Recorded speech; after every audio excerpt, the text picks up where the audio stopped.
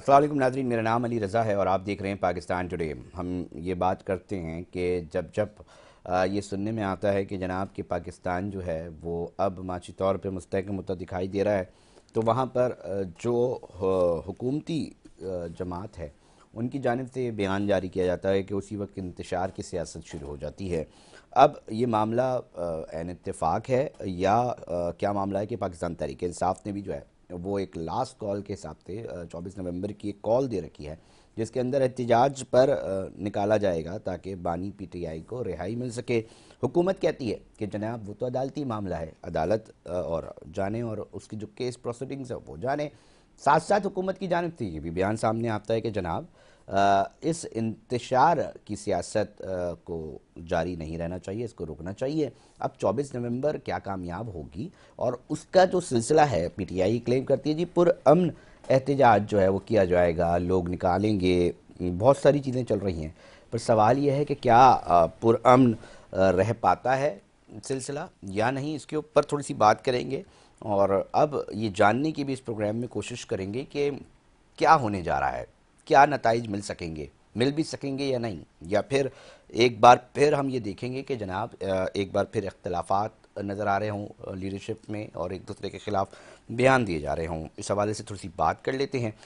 Advocate امجد صاحب ہیں، مسلم league نون سے ان کا تعلق ہے اور جو جوائنٹ سیکرٹری ہیں لائرز گروپ کے، لائرز فورم کے، نون لیگ کے۔ بہت شکریہ امجد صاحب ٹائم دینے کے لیے۔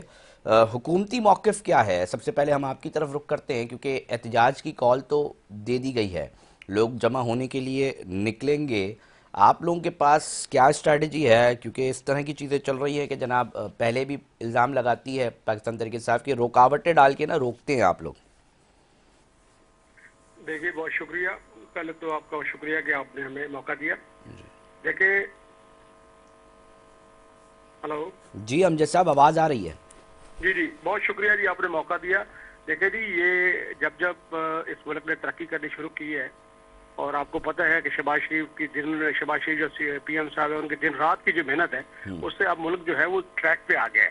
جیسے ہی ٹریک پہ ملک آتا ہے تو آپ کو پتہ ہے انتشاری ٹولہ جو اس ملک کو تباہ و برباد کرنا چاہتا ہے، جنہوں نے اس ملک کی معیشت کو پہلے ہی تباہ کر دیا تھا، انہوں نے اپنے دور حکومت میں 3.5 سال میں انہوں نے ملک کا بیڑا غرق کیا تھا، اب وہ دوبارہ سے سر اٹھا رہے ہیں۔ وہ ان کو یہ اچھا نہیں لگ رہا کہ وہ یہ کہہ رہے ملک ترقی پرامن کرے۔ احتجاج کریں نا امجد صاحب، وہ کہہ رہے پرامن احتجاج کریں گے۔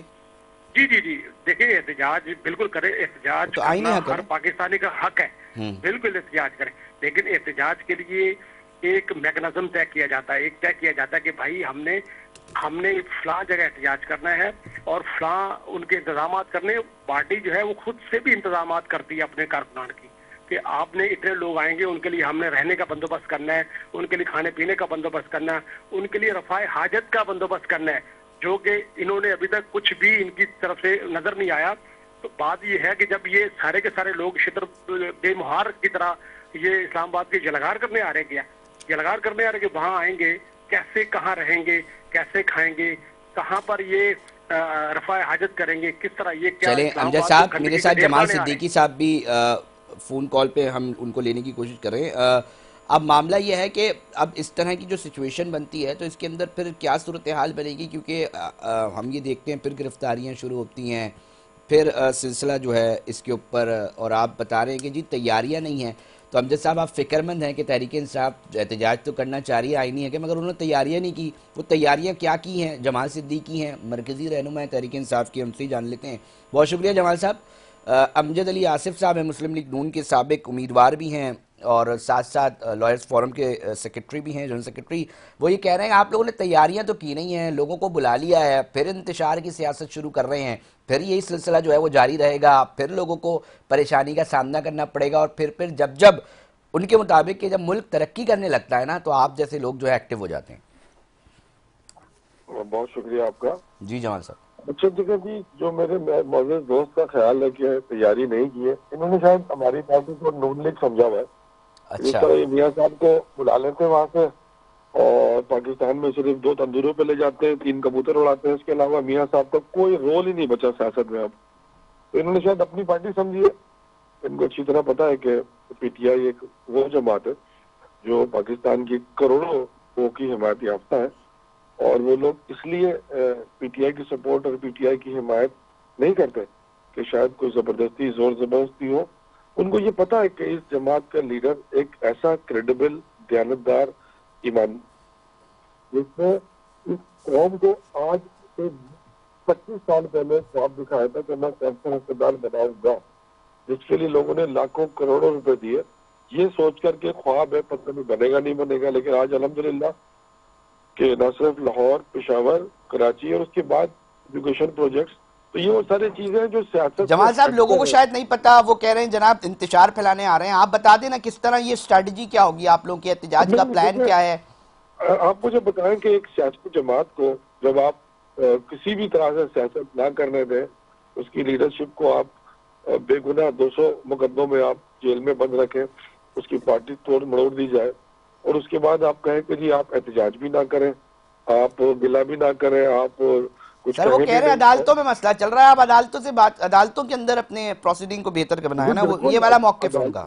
عدالتوں میں چل رہا ہے اور عدالتیں ہی انشاءاللہ تعالیٰ انصاف دیں گی, اور انشاءاللہ تعالیٰ دیکھیے گا ان قریب کہ آپ کی آنکھوں کے سامنے بھی اور ہماری آنکھوں کے سامنے بھی یہ عدالتیں انصاف دیں گی, اور انصاف کی امید تو صرف عدالتوں سے. جمال صدیقی صاحب تھوڑا سا یہ بتا دینا 24 نومبر کو کس طرح پلان کیا ہے, وہ کہہ رہے ہیں ان کی تو پلاننگ ہی نہیں ہے, تھوڑا سا یہ بتا دینا, ان کو پریشانی ہو رہی تھی امجد صاحب کو, جہاں پلاننگ ہی نہیں ہے, کہاں لوگ کھڑے ہوں گے, کہاں بیٹھیں گے. بہت سارے ڈیڑھ ہوشیار ہمارے سیاسی لوگ ٹی وی پر اگر پوچھتے ہیں پلاننگ کیا ہے, تو یہ تو میں ان کی ڈیڑھ ہوشیاری کہوں گا. سر نہیں, پلاننگ سے مراد کہاں بلا رہے ہیں, کیا اس دن کا کیا کال دی ہے, کیا صرف اسلام آباد میں جمع ہونا ہے یا دیگر اکثر کارکنان کو نہیں پتا ہوتا وہ ساری کارگزاری تو میں آپ کو نہیں بتا سکتا, لیکن سر تھوڑی بتا دیں, نہیں بتائیں پوری. اسلام آباد کی کال ہے, اور انشاءاللہ تعالی ہم بڑے پرامن لوگ ہیں اور پرامن طریقے سے اسلام آباد پہنچیں گے اور اپنا احتجاج ریکارڈ کرائیں گے. اچھا جمال صاحب, ایک بیان بشرا صاحبہ کی طرف سے بھی آیا تھا کہ جناب کوئی بھی پارٹی لیڈر اگر گرفتار ہو گیا اور سو کالڈ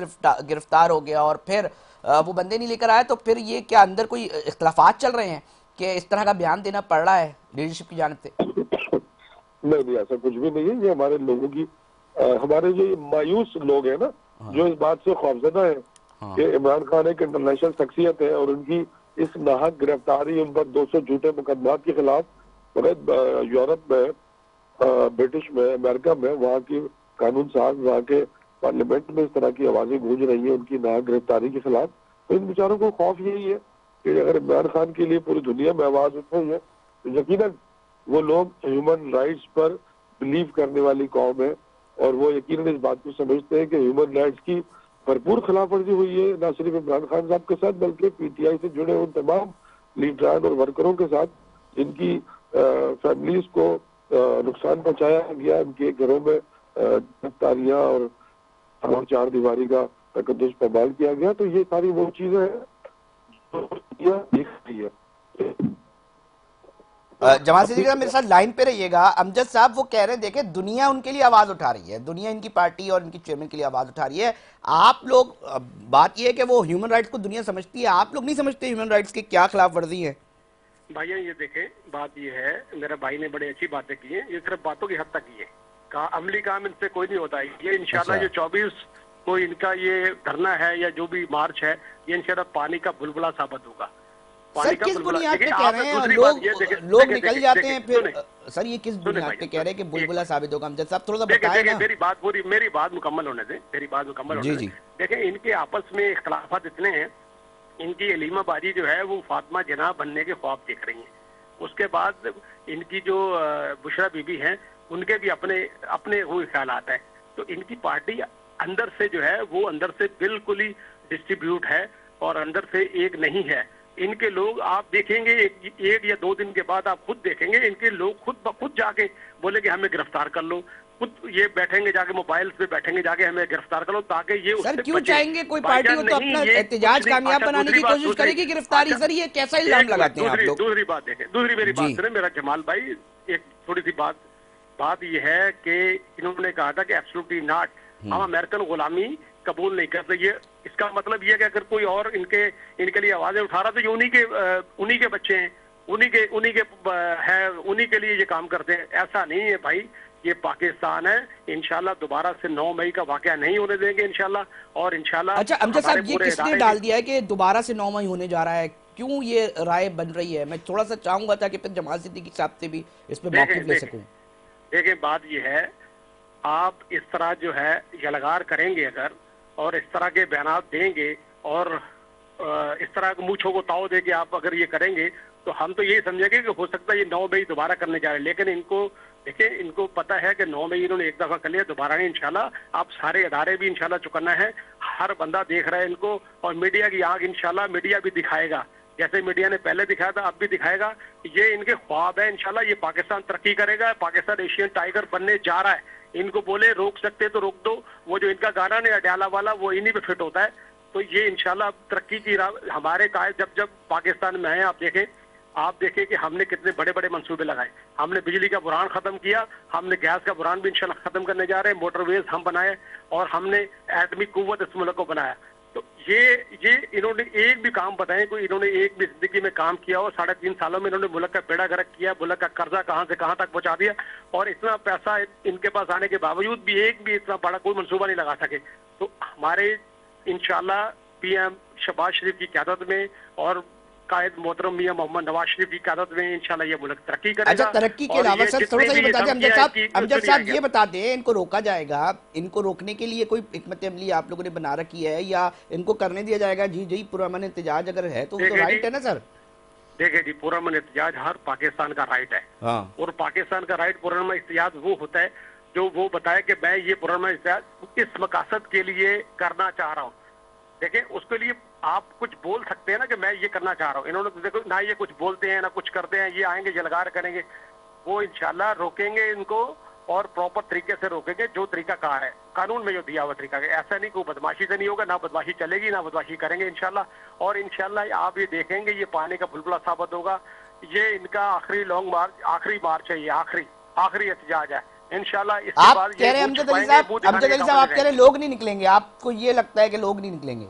100% نہیں نکلیں گے لوگ، آپ دیکھیے گا 100% نہیں نکلیں گے. یہ پیسے جتنے مرضی پیسے لگا لے، جو مرضی کر لے، لوگ نہیں نکلے. لوگ ان کو دیکھ چکے. اب لوگ دیکھیں، لوگ اندھے نہیں ہیں، لوگ دیکھ رہے ہیں کہ اس ملک میں دوبارہ سے ترقی ہو رہی ہے، معیشت جو ہے وہ دوبارہ سے اپ ہو رہی ہے.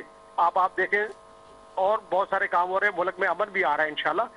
سارے ادارے ایک پیج پہ ہیں انشاءاللہ. اس ملک کی ترقی کے لیے سارے ادارے ایک پیج پہ ہیں، اور انشاءاللہ ان کے احتجاج جو ہے بالکل ہی یہ سمجھ لیں کہ پانی کا بلبلہ ہے. جمال صدیقی صاحب، پانی کا بلبلہ آپ کی حکومتی جماعت کے جو بھی لوگ ہیں وہ یہ سہ رہے ہیں یار لوگ ہی نہیں نکلیں گے، لوگ نکلتے نہیں ہیں. مطلب اس طرح کی باتیں کیوں؟ پی ٹی آئی کے لیے تو کبھی نہیں سنی ہم نے یہ باتیں.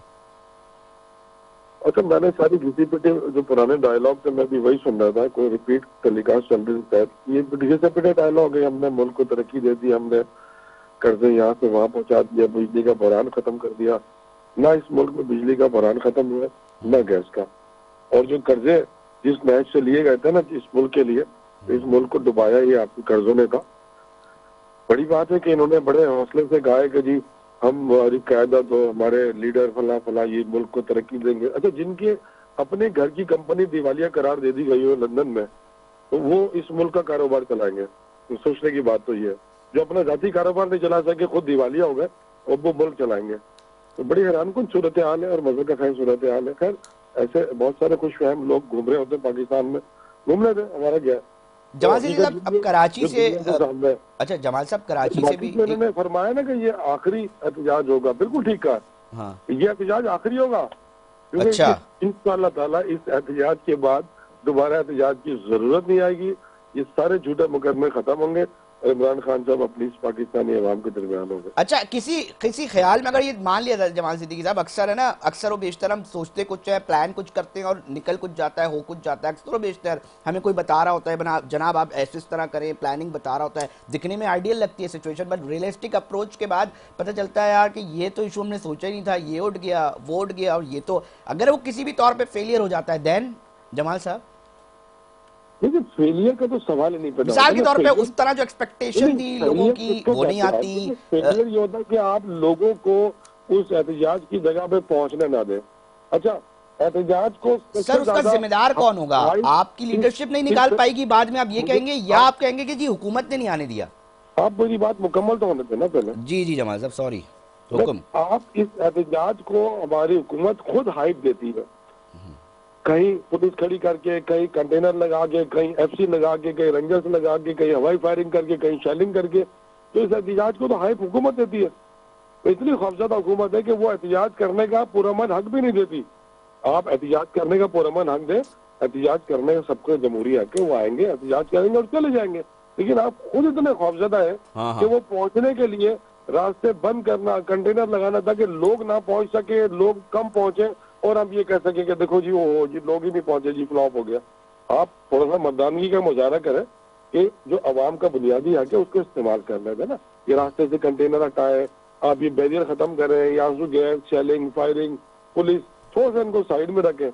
یہ پولیس اس دن آپ کو نکالنا تھی جس دن 9 مئی کا احتجاج تھا. اس دن تو آپ نے ساری پولیس ہٹا لی راستوں سے نا.